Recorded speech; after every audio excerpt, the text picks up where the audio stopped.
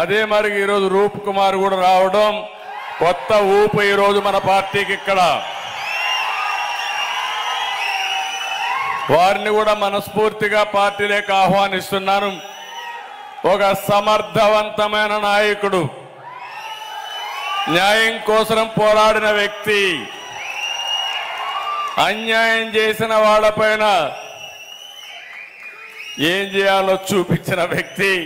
అలాంటి వ్యక్తిని మనస్ఫూర్తిగా స్వాగతం పలుకుతున్నా.